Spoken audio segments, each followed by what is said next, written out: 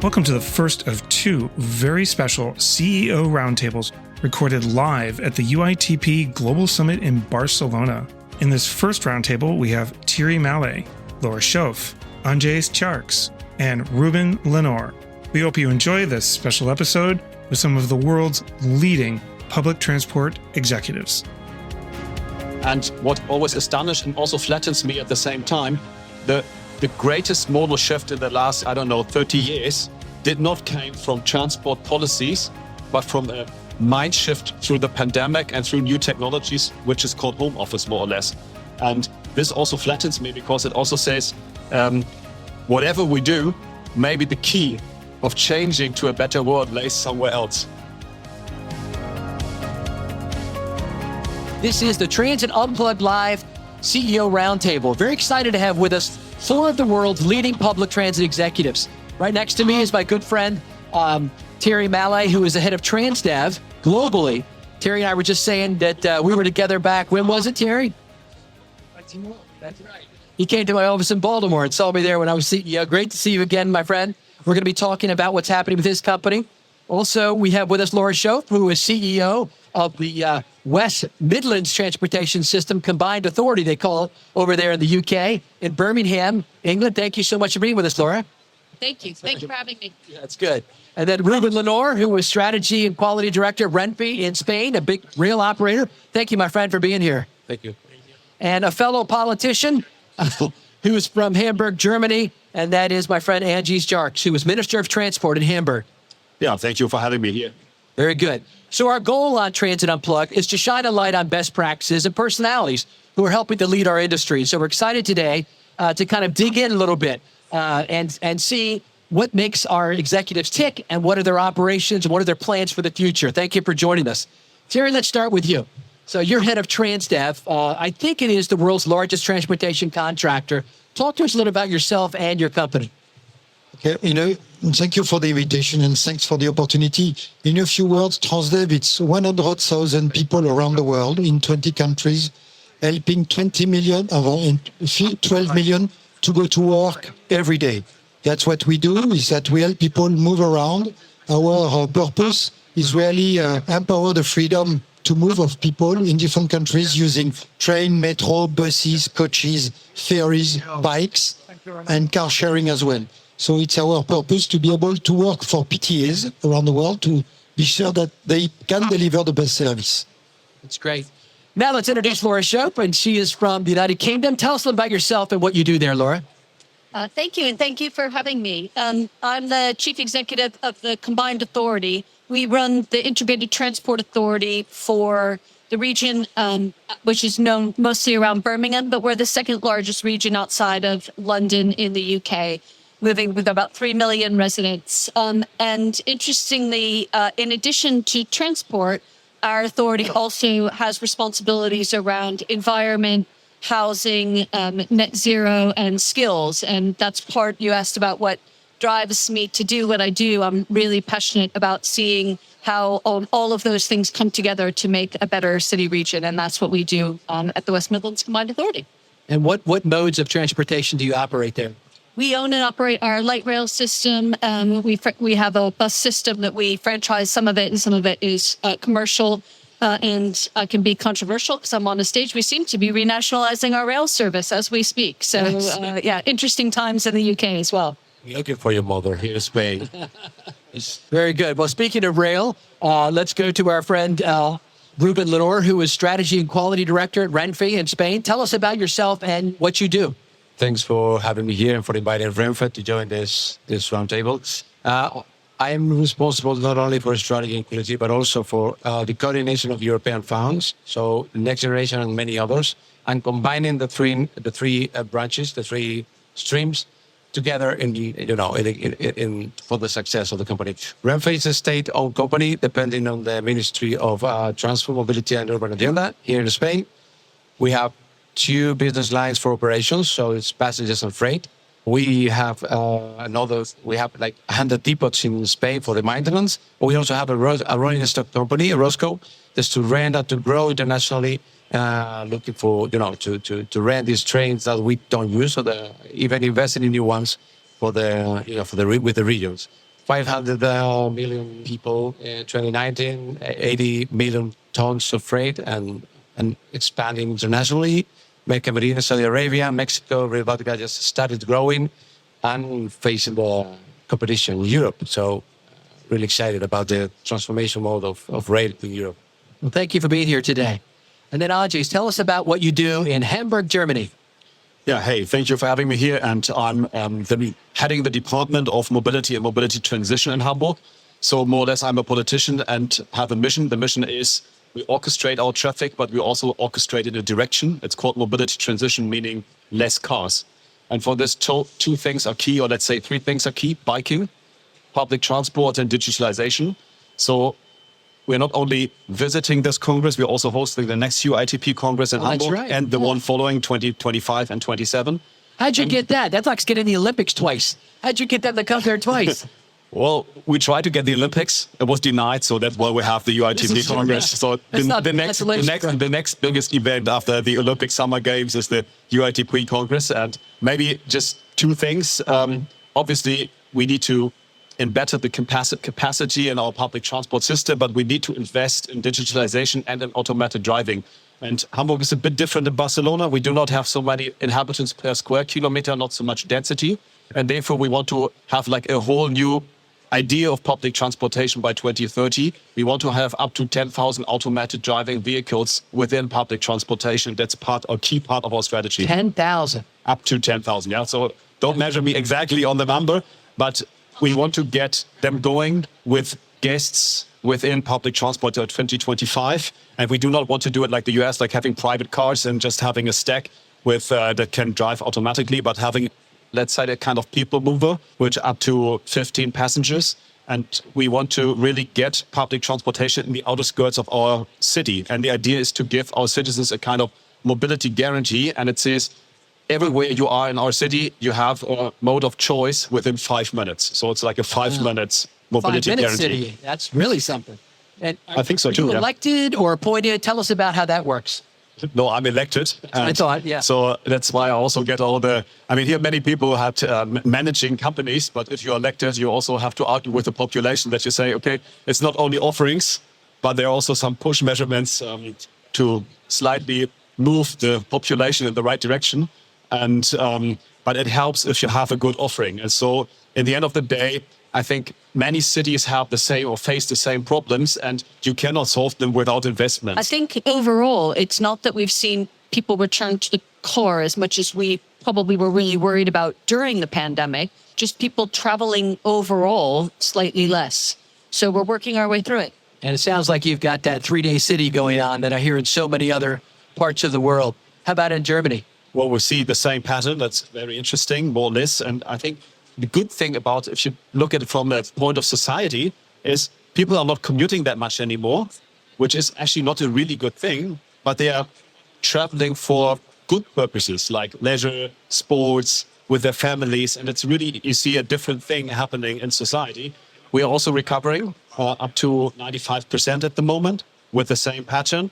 And what always astonished and also flattens me at the same time, the greatest modal shift in the last, 30 years did not came from transport policies, but from a mind shift through the pandemic and through new technologies, which is called home office, more or less. And this also flattens me because it also says, whatever we do, maybe the key of changing to a better world lays somewhere else. Theirry, as an operator of transit around the world, what are some of the challenges that you're facing now post-COVID? Are you having the same issues that I hear across the U.S. and Canada, and some parts of Europe that can't get enough employees? I mean, what are some of the challenges you're finding? I think that at the same time, we've got 3 challenges. The first one is, of course, to get people back on the buses, on the trains. It's a very different situation from places to places. In some places, we are at 120% of 2019. In some places, like Dunkerque in France, for instance, in smaller cities. In bigger cities, we are usually a little bit lower, but lower in the center and higher in the suburbs. Interestingly enough, what we see that today, pattern have changed in the city centers where people can work from home. You have also something that is also underestimated is the fact that you don't have to travel for a 1-hour meeting anymore. You don't have to work from home, but you stay in the office and you don't cross across the city You don't lose 2 hours in traffic if you have an hour meeting. And that is very important pattern, which is in my mind as important as a pattern of going to work every day. And so it means in the center of the city. So a lot of people are using bikes and walking as well. So it's a change. But in the suburbs, a lot of people, especially people working for the care business, who have to go for home, they still need solution. And every time we've been opening lines in the very remote suburb, they are totally full because of the cost of energy, and people need that. And today, clearly, if we want to solve the problem of the city centers, we have to work in the suburbs, not in the city centers itself. People have already made the transfer. A lot of the cars that you will see in the city centers are coming from the suburbs. So the big challenge, the second challenge, will be the challenge of the energy transition, having cleaner buses, having cleaner... And today we have a fleet, at the end of the year, we'll have a fleet of more than 3,000 electrical buses around the world, and different countries, different places. The most advanced country for us is today the Netherlands, where already 1/3 of the fleet is already electrical. So it's a big transition. And our second largest fleet is in Bogota, where we started last year 400 buses in one batch.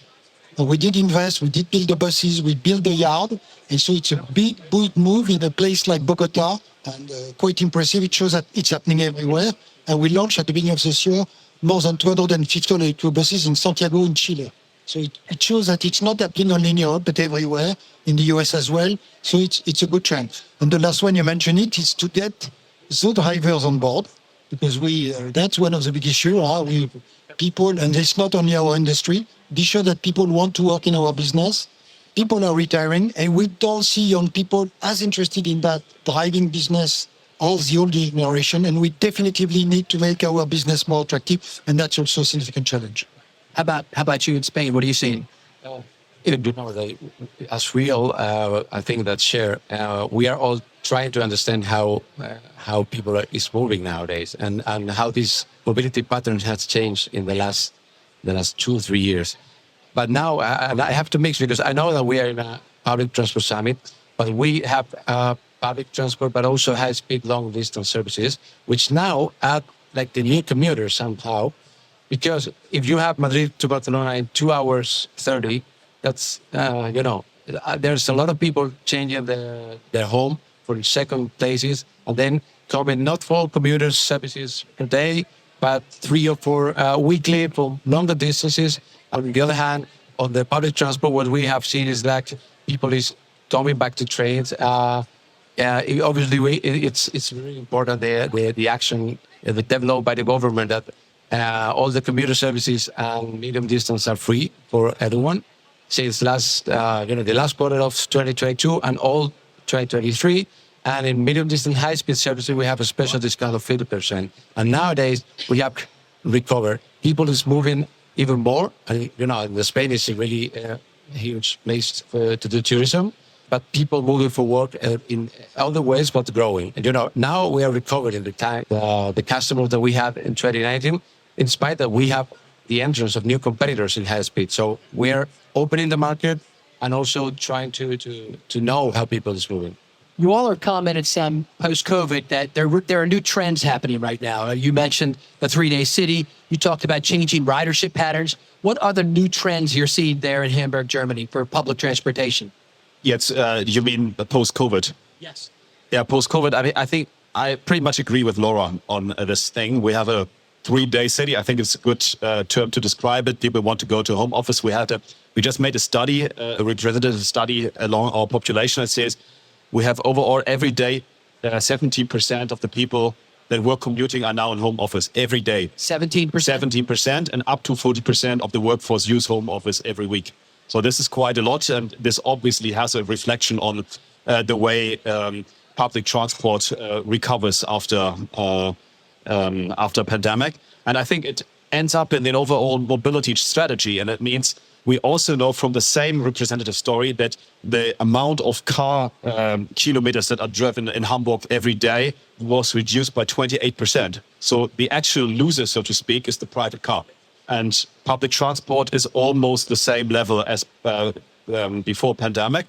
And now it is important to undertake the measurements that car driving will stay low and public transport will even increase if there are greater demands. And that's what we're doing with some push and some pull measurements.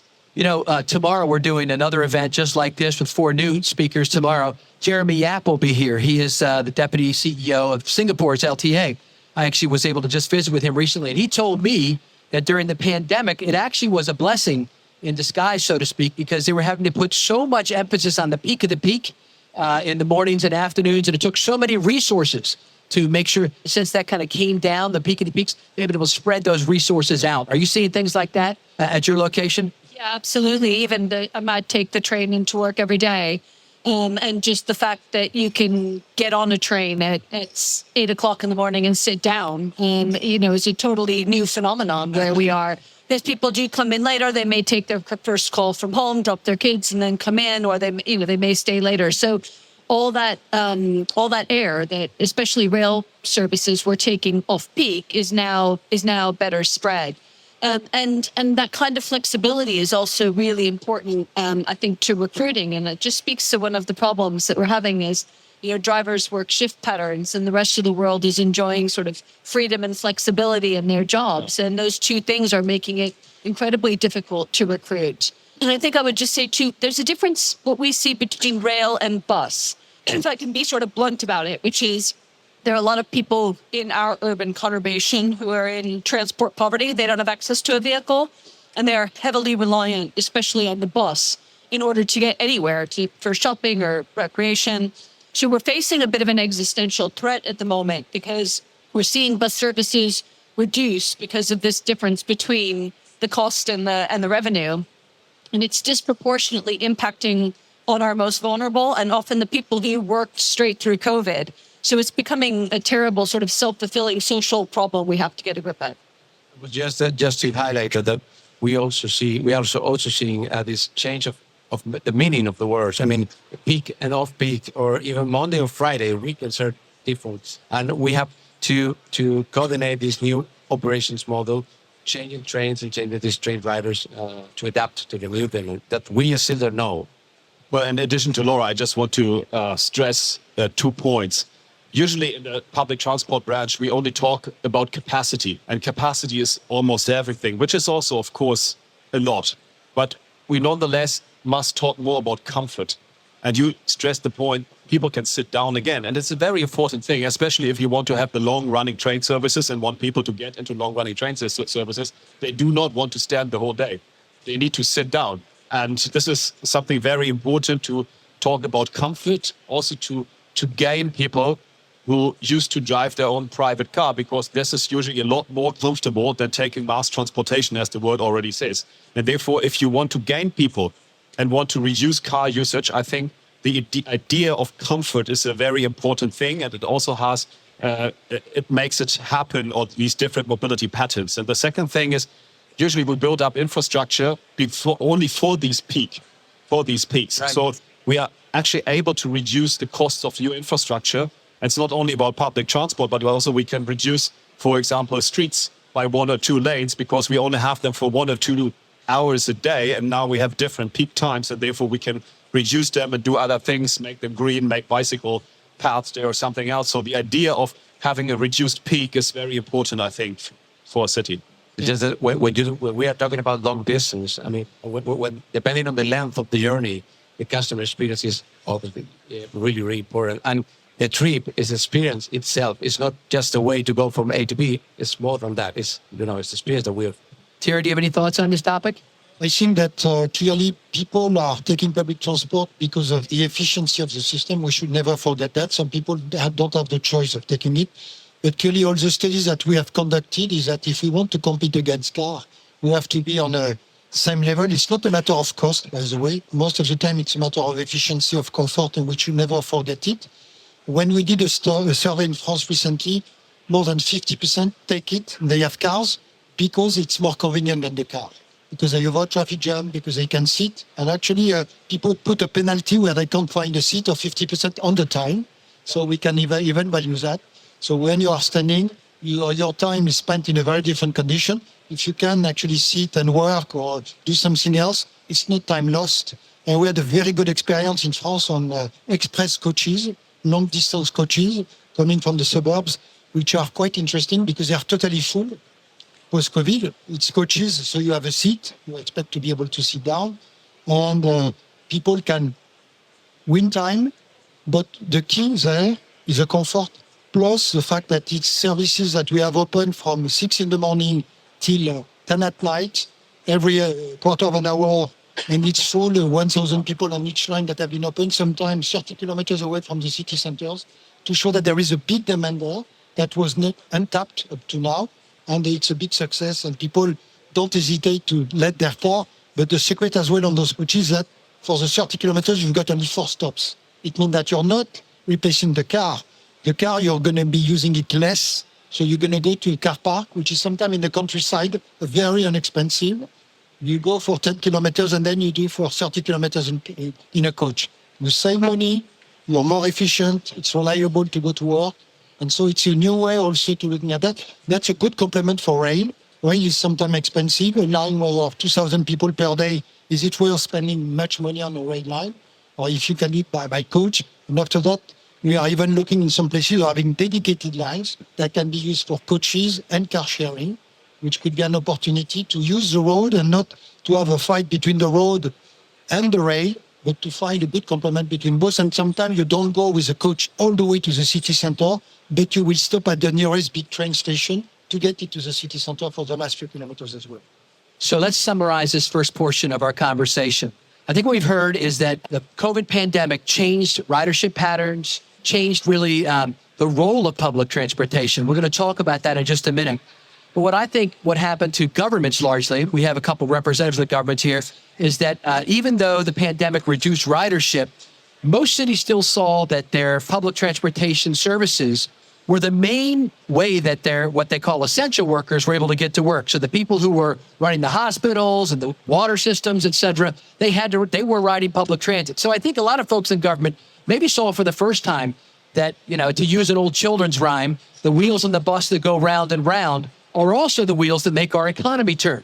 And I saw personally across the world a stronger commitment on the part of federal governments, especially in public transport. And we saw in Canada, for the first time ever, money being given down for operating dollars. Prior to that, it had always only been capital dollars. In the U.S., big tranches of funds, and across Europe, federal governments saw that, yes, we need to reinvest in this. This really is an essential service for our city. Public transport is. And so now that we're coming out of the pandemic, some governments are reprioritizing. That's what I want to talk about next. Let's talk about money, because it does take money to make our transit systems operate. So in the U.S., we saw an increase in what they call our 5-year reauthorization, a 40% increase of baseline funding that the federal government was going to give to the operators across. What's happening in your locations? Is there, coming out of the pandemic, still a revenue commitment on part of the government, or are you having to scramble for money? Let's talk about Germany first. We have the system that for local public transport, actually there's no stake of the federal government. And within all these pandemic and actually more the energy crisis, we introduced the idea of the €9 ticket, so that we have for 1 month for €9 you get all local public transport in Germany for free. And it was introduced by the federal government in total, so they paid all of it. And and it was more like an accident, so to speak. It was because the Liberals wanted to reduce the fare of gas prices. And then the Greens said, okay, no, we also need to reduce the fares of public transport. And what came out of it is now the Deutschland ticket, where we say, okay, we have one nationwide ticket for €49. We're all local public transport. And what happens is quite okay, because we have like this growing system over the last, 70 years, which makes public transport, let's say, complex. The ticketing system complex. In Hamburg, we had a complex ticketing system. In Berlin, we had a complex ticketing system. In Munich and in every part of the country. And now you can get rid of it completely because you just have one ticket, and the federal government, that was your question, paid half of it. So even though it didn't have a stake in it, it paid half of it, 1.5 billion. It also had to add 1 billion for more services. So the federal government has to pay regional transit, and it added 1 billion, even though if you see the cost rise, 1 billion is not that much. So 2.5 billion extra money was a good deal for me. Yeah. And transport fares in Hamburg were cut by half by this. Do you see, Anjes, that commitment continuing both at the local and federal level over the next few years, the financial support?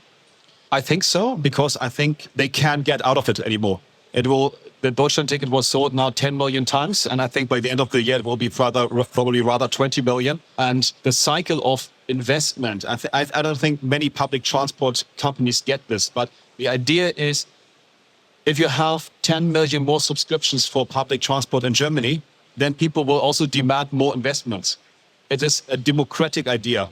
Yeah? So if you have more subscriptions, people will demand better services.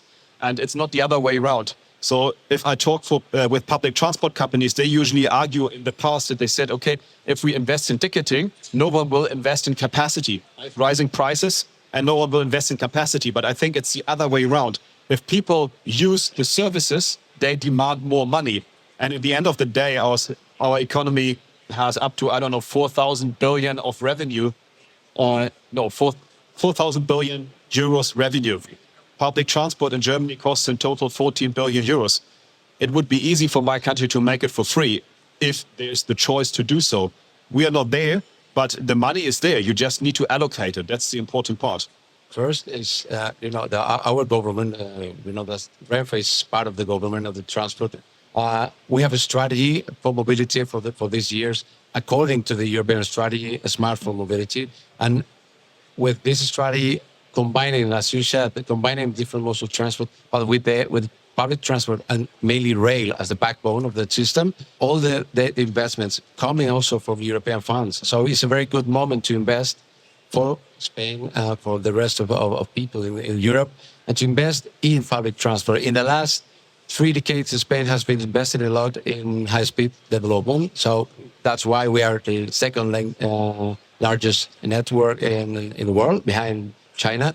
But we have also, in this 2021, 2026, we have allocated like 22 billion just to invest in rail, in the maintenance of commuter and, regional services. So public transport is a bet. And I think there's another example is the one that first, these free transport tickets for the whole population, for commuter, and in the case of Renfe, but also in regional consortiums and bus companies. I mean, everyone in Spain could really commit with that. And it's a way, if we all share the commitment to decarbonize the economy through the decarbonization of transport, in our case, rail is one of the main solutions. I know in the UK, our friend Andy Byford was able to strike a deal with the federal government to come out with some more money for TfL. What's happening in the rest of the country?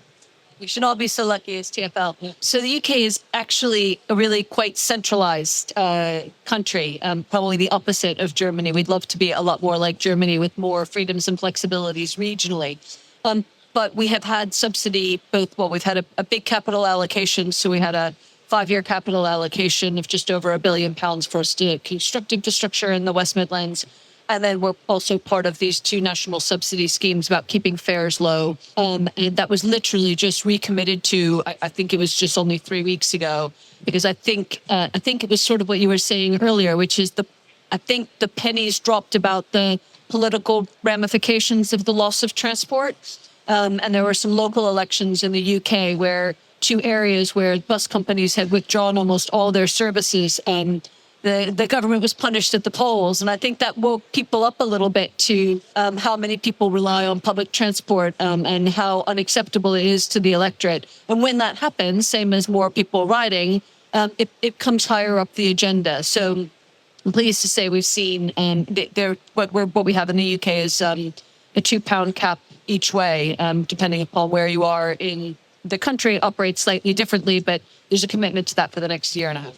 What are you seeing, Theirry? Yeah, you mentioned already the US, where we did receive a lot of money, and we have a lot of support, especially to develop services and go into the energy transition. Germany, I can confirm the trains are full. My trains, the transit trains in Germany are clearly full, and we see with the 49 euro ticket, we were around 80% of the ridership before. Now we are around 120%. So it has a big impact, especially in Bavaria. On weekends, it's full. So I see that the 49 euro ticket... Bavaria actually didn't want the ticket. Yeah, but what I can tell you about what I see in my trains in Germany, what is interesting is that we see a little bit more people on weekdays, but much more on weekends. It means that people are really using these 49 euro tickets when they don't have to decide to go to work. They don't have a choice. If they could take public transport, they take it. They may take it a little bit more. But clearly on weekends, that they can decide to use this ticket to go to location where they don't use their car, which is very positive. So it means that all locations reachable by public transport or by trains are favored by people on weekends. And I can say in Bavaria, we start having problems and we need to extend the trains or extend the service rapidly. So we need money somewhere at some point in time. In France, we did receive a big support from the government during the COVID. And now everybody is about expanding services, especially around the large cities. Today, the big issue is not the city itself or the suburbs, it's beyond the suburbs. How do we treat people outside in order to help people give up their cars? I mentioned it before, so there is a big tendency everywhere, but I see it here I see it in Sweden, I see it everywhere, where people are really looking at extending services, extending operations, putting more money into public transport. It's clearly a solution for the climate change, because part of it will be solved with the electrical car, and electrical car will be expensive, not available for everyone. And if we want to have more shared mobilities, it means also more public transport, more intermodal transport, because when you go into suburbs, you don't get the same efficiency of public transport, and you want to have something which is efficient from a cost point of view. Even if it's common good, you want to do that the best out of your money. So it's about designing solutions, transport on demand, solution in suburbs, car sharing, which are a good complement to the network of public transport. And clearly the fact that we need digitalization that allows you to get in a seamless way to those services is very important for people to understand what is available. A lot of people don't understand the public, and I believe that the Deutschland ticket has a big impact for people not willing to buy tickets. We have the same issue in France, plenty of tariff, plenty of system, very complex. The train is not the public transit. Public transit can be different. And so when you have one single ticket to pay across, the only country who had that before without having one single tariff was the Netherlands, where they had this card, which would allow you to go everywhere in any network. If you didn't have the fee from the network, you would get the bill at the end of the month, which was already a good card. But even the Netherlands today is moving into the credit card as a way to travel as well. But you don't have flat fee in the Netherlands. It's a very different system as well from the others. But I think that the ticketing and the access to public transport is very important. Sometimes it's complex for people to understand the way it works. And everything we do as mobility as a service is key in that sense to attract people. All right, so we've talked money. Now we're going to switch over to technology. So many public transit systems, I think, are what I call still stuck in the 90s when it comes to their technology. And you can walk around the showroom floor and see amazing things. What is going on in your mind over the next, well, let me start here with you, Laura. Over the next 1 to 3 years, what do you think, what technologies will most impact your operations? Well, you can't not hit the hot topic of AI if you're sat on a panel. But definitely that for so much of what we do, everything from sort of customer services to some of the more back office things that we do, I think we will see AI start to shape and change and make us more efficient. The UK is a little bit behind in automated drivers, and I think our rail strikes are now maybe just in the thing of legend in the UK, but if not across Europe. So there's quite a lot of industrial action. And so one of the things that we have to work through is that intersection between technology and staffing and how we deal with some of the unions, because we're struggling to move and implement some of these technologies because of the threat that they're perceived to bring. Obviously, automated and connected and autonomous is hugely important. I'm going to go to Hamburg straight away to see how they're going to do this. And I'm fascinated by the trials in places like San Francisco, where they have automated taxi cabs out on the streets now. I think that inevitably will come. But I'm also excited to see what we can do about making the roads themselves the most smart and efficient. So through the technology and sensors on roads, how we get the most out of the capacity there. I think our whole industry is being changed by that constantly by sort of innovation, sustainability, and then the challenge of individualization. And I can't see those three sort of macro trends changing anytime soon. First, we talk about technology, but also about people, because we need people to adopt these new technologies, and we need to hire people with new skills that can develop these solutions. We have a startup accelerator, a startup hub since 4 years ago, and we launch every year 4 or 5 different challenges that we need their help just to improve our business. And it's Starting from there, maybe the lesson more is metaverse, because we want to be the first European rail operator working in the metaverse. Obviously, AI in terms of operations and in terms of maintenance. The Internet of Trains, as we talk, we need this hundreds of signals, these hundreds of sensors, providing us information not only for the maintenance but also for the customer. Another part of the challenges are related to sustainability. We are sustainable as a mean of transport, but we need how to measure that and to be more efficient, the trains, the energy consumption, and how we track all this information.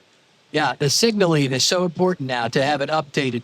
I hear so many train systems around the world are right now involved in updating to the latest technology, that's signaling. What do you think? What are some of the technologies that will most impact operations for you in the next 1 to 3 years? Well, I think technology is key to everything.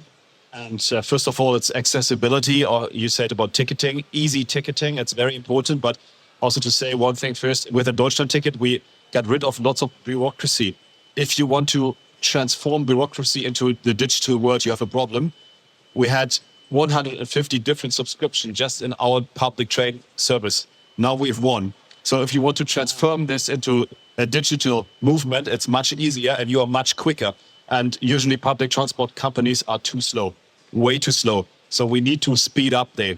The second thing is, I think, automated driving. We have, one of you said, a problem with personnel. Definitely, we do not find the drivers we need, and we need to talk about automated driving also within buses. Not within the next 1 to 3 years, but it will come, and we need it also, and we need to cut costs there. It is 60% of my cost per kilometer is the driver. So if I want to have a better service, if I want to have a better investment, I need to talk about automatic and connected driving. And then we see all the maintenance stuff. So if we build new stuff, building information modeling, I think is key to have a clear maintenance over the whole life cycle. And therefore you see the technology and the technological integration together with artificial intelligence will shape the branch. Usually it is the case that the train companies, at least in Germany, and the public services are slower than the car industry. And what we need to get is we need to be quicker. And we need to be maybe more at least as quick as the technology companies. And this is where we need to have a mind shift within the public transportation branch, I think. Yeah, I agree with you. I think one of the things that private companies do across Europe and the US, really across the world, is they can bring into place new technologies quicker because they don't have to go through all the procurement procedures of the government. They can bring about it. Theirry, tell us about some of the new technologies that Transdev is bringing to the market. Well, first of all, I think that the biggest challenge in the short term is electrification of buses. It's not a small one. Today, Transdev, we have 40,000 buses around the world, and we have only 3,000 electrical so far. It's moving very fast. Now, we had only 50 in 2060. And every year, we end up adding 1,000 to 2,000 new electrical buses at the speed at which it's moved. And it's a technology which is changing every year. So the way we design a network last year is not the way we will design the network the following year because batteries are changing. With electrification, our buses look more and more like computers with capabilities, with battery life, with battery expectancy, with weight, which is changing every year. So the way you design the route and you optimize them will change over time. That's why we have a dedicated team, which is helping every network in the world to do the best of what is available because it's changing very, very fast. And that's a key challenge. We are also investing into hydrogen. It's the start of the story.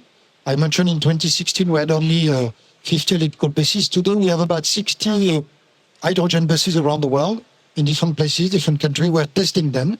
It's also part of the solution going forward. We will start also an hydrogen train very soon in Bavaria as well. So back to Bavaria. So just to show that there is those new solutions, how they will extend at what space. It is important to go and investing. Anyway, we don't know who is going to be the winner.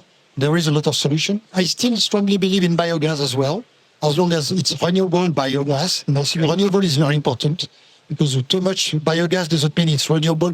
And I think it's a good solution because you can capture methane that goes into the air. And if you take it from waste, and that's an area where I believe that, and I had discussion with the European Commission about speaking about biogas and not just biogas. in the future as a source, because we need to have a mix of energies. At some point in time, we start to see in some countries that it is difficult to hook up to the network when it comes in the Netherlands, not to mention it, because a lot of people are moving to electricity and connecting to the network and having access to the renewable energy on time, it starts to be an issue. So because they are at a point where it has reached a certain point. And I definitively believe that autonomous driving is the biggest challenge in front of us, because it means that today, productivity, as you mentioned, we still need one driver per bus. If tomorrow, if we can have one supervisor for 5 buses, because I believe that we need people, because we are transporting people, we are public transport, so we need some level of coordination or supervision. You want to know what happens on board of the bus, you need to be able to intervene in 10 minutes. So you have people in the field, you have people supervising. It will be a big change. It will allow us for the same budget to have much more offer, so a much more efficient system. And I think it's something which is coming, and we need to invest, and I welcome what you do. With Laura, we work on that as well in the US, but it is very important to be on top of that, because for me, that's probably the biggest new frontier in front of us. 2 more questions for the panel. What I've seen, and I think, Laura, you mentioned this a minute ago, I've seen 3 global trends happening in public transportation over the last year. One of them is the push to improve equity and inclusion through public transportation. Second is the focus on customer experience and the individualized experience of each passenger. And finally, it would be what I call environmental stewardship, a broad approach to having public transit play a more integral role in cleaning up the environment. And you kind of just segued into the next question, which is, how is your agency or your company addressing sustainability, zero emission fuels? Are you looking at just battery electric, or like Theirry said, are you looking at other fuels? In the US, a big trend right now is hydrogen. It's actually probably the hottest trend in the last 60 days is people are saying, you know what, we need to have a blend of fuels, and hydrogen is becoming up. So tell us what's happening in the United Kingdom. So it's obviously at the forefront of everything we do. Everybody understands, especially in these halls, the impact that transport has on air quality and emissions. So obviously we're looking at everything we do to look at what our impact is. We have a zero emission bus fleet project in Coventry, which is in our area, where we are looking at an all electric bus fleet for that city. We're still in the VHS Betamax stage where we're not coming off the fence between electric and hydrogen, but certainly electric is more prevalent in the UK than hydrogen at the moment. We've got battery operated trams. So if you come into Birmingham, you'll see as our trams come through, the pantograph come down, and then they run through the rest of the city on battery. And that's fascinating. It's a different experience altogether to watch them move through without the pantograph. So trying to do everything we can to green. We're also putting in measures around congestion charging. So trying to use a carrot and a stick. So for some of our most polluted areas, introducing a charge to drive. I often say, try to think of a city that doesn't, a world-class city that doesn't have some sort of a charge, whether it's told to come in or out. It should be a mark of a world-class forward-thinking city to limit car use. And we do that in the areas where there's enough public transport for people to make different decisions.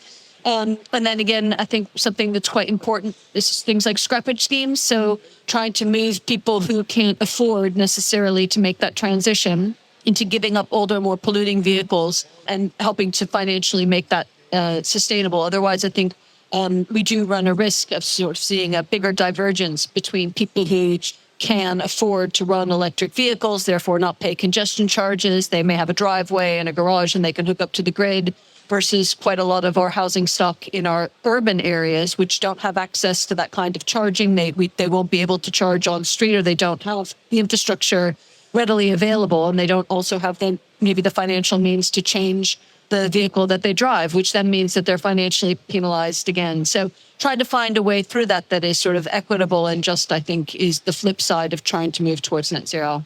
It really is a kind of an whole-of-government approach, it sounds like. So it's not just the transit agencies involved. You know, whenever I think about this topic, I always think about an acronym that Theirry used several years ago, which was really industry leading. I remember it was PACE, right? Personalized, autonomous, connected, and electric. I always use that in my mind to remember when I was giving speeches. So thank you for that acronym you gave me. What's happening in rail right now? Well, here in Spain, 90% of our traffic, of our operations are run by electric trains. Wow. So we have reduced in almost 90% from the Kyoto Protocol the emissions of CO2 in Spain. I mean, Renfe. And for the for these 10% of diesel trains that we still have to use because they are not non-electrified lines. I mean, we have trains, but the lines are not that much. We have invested in the last 4 years 6 billion euros in new trains for commuter and regional services, so public service obligations. And the electric ones are more efficient, but we have been invested also in trains with batteries, just for this first and last mile, as you said, running below the catenary, and then the last mile of the trip run by batteries. And we are investing in also in R&D with European funds in hydrogen projects for 3 different products. I mean, for long distance, but also commuter and regional.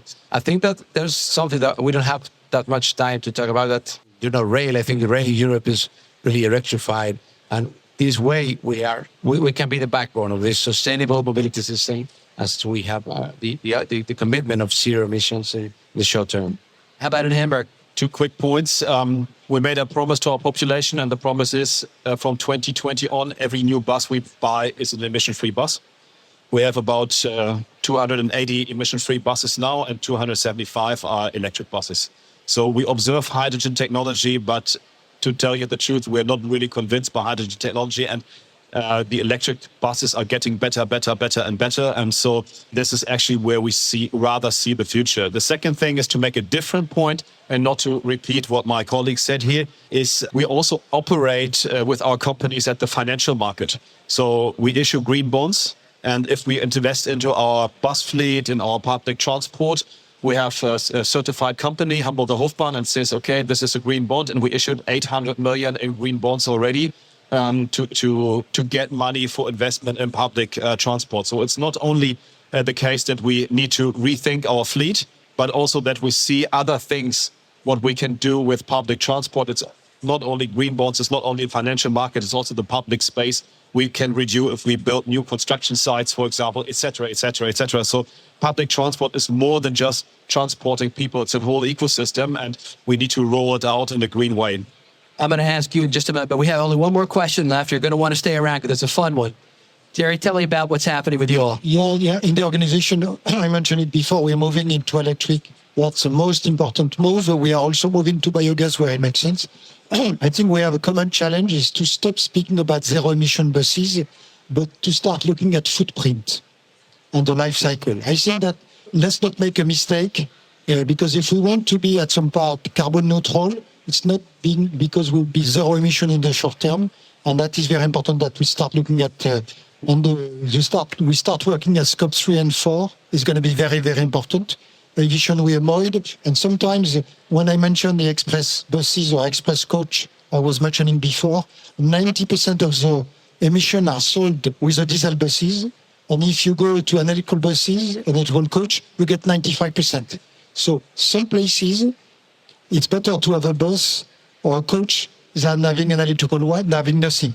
So it's a challenge to be sure that we can do everything at the same time, and we should not avoid about. If we can avoid emissions from cars, it's also very important. The fact that people give it their cars is also very important. And I think that the fact that we start thinking more globally about footprint, it is important for our local industry as well, because we want things to be produced locally and developed locally. And we need also to think about the life cycle of the product more and more. And that's what we are trying to do. We will start in France, and then we'll expand this type of approach in different countries where we can really assess the life cycle of the product. So about something that we are electric, 90% of our traffic are electric, but these may have some collateral effects when you have this rising in price of energy. As we said, we're like 3 times the cost of energy in the last 3 years. So, and this is affecting our P&L, of course. So these were a lot of the challenges, and you can hear they're very interesting and innovative solutions. So the last question will be all positive, and it'll be quick for you, I think, too, which we want to end on. We really do believe, I believe personally, I know Bedaxo does, that public transportation and mobility really is one of the key solutions to the world's problems. It really is making sure people have access to all of life's opportunities. So in that regard, what's one of the very best things that is happening right now at your operation or at your company? Let's start with you, Theirry. What's one of the very best things happening at Transdev? The best thing happening is today the merger of with First Transit in the US, which makes us a very, very strong company in the US, able to better serve our clients. And I think it's a great opportunity. Thank you, Laurent, and congratulations on this one. That's a very big move. Very good. Yep. How about with you? What's one of the best things happening right now? So I'm an urban planner, so I like the whole system. And I'll pinch the words of the speaker yesterday. But one of the things that's most exciting for me and for our organization is seeing this integration of how we think about public transport alongside public health, public education, and it's being able to build that whole ecosystem. So I try not to see things just in terms of transport, but in terms of how transport enables all these other things to happen and to build a great place around it. And that excites me. That gets me to work every day. It's very good. What's one of the best things happening in Renfe? I think that it's competition. We are facing for the first time competition in the same mode. Trains, high-speed trains are now being operated by other competitors. And in the short term, public service is going to be open to competition. This is transforming Renfe, forcing us to transform. But we are changing. We are being more efficient, more sustainable. And so we are going to be better. That, for me, in my organization, is the best thing that could happen. Great. We'll let the politician talk last. He's used to giving a positive. So tell us, what's the great thing happening in Hamburg, Germany right now? The greatest thing that happened, I actually noticed and also already, is Deutschland ticket. It is so good. We have 200,000 more subscription to only our local public transport in Hamburg than 1 month ago. 200,000 more subscriptions. It's 100,000 more than we had at the highest peak before pandemic. And we cut the transport cost for our citizens by half. So this in the world where all the prices rise quite a lot, it's a social win, it's an ecological win, and it's a win for public transport. It's actually the best thing we've done this year. It's very exciting, and it's popular too. I shared an article from what you all are doing in Hamburg about a month ago. It got more hits than anything else I posted this year on LinkedIn. So it's a very popular program, and I think one that other people around the world are looking at. Listen, it's been a great panel. Let's give them a round of applause. Theirry Mallet, Shoaf, Ruben Leonor, and Anjes Tjarks. Thank you so much for being with us today and for the work you're doing to improve public transit around the world. Thank you for listening to this week's episode of Transit Unplugged with our special guests, Theirry Mallet, Anjes Tjarks, Shoaf, and Ruben Leonor. Now, this was just the first of 2 special CEO roundtables recorded at the UITP Global Summit in Barcelona. Next one is coming up in 2 weeks. But in the meantime, next week on the show, we have David S. Kim, the former Secretary of Transportation for the state of California, and now Senior Vice President and Principal of National Transportation Policy and Multimodal Strategy at the consulting group WSP. And we also have Keith Scott and Rebecca Klein-Scott's part 2 of their leadership lesson. And that lesson is all going to be about self-talk. If you have a question, comment, or would like to be a guest on the show, feel free to email us anytime at info@transitunplugged.com. Transit Unplugged is brought to you by Modaxo. At Modaxo, we're passionate about moving the world's people. At Transit Unplugged, we're passionate about telling those stories. So until next week, ride safe and ride happy.